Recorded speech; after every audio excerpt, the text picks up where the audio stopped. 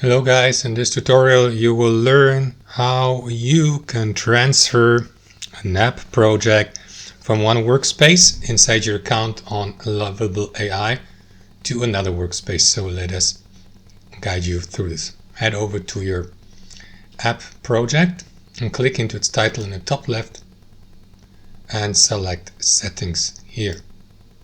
Next, what you want to do is navigate to the project settings. And after that, scroll down till you get to the transfer section. Click into transfer.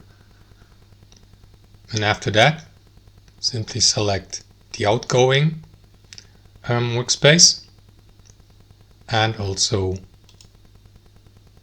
the destination workspace. Okay, you can create a new one.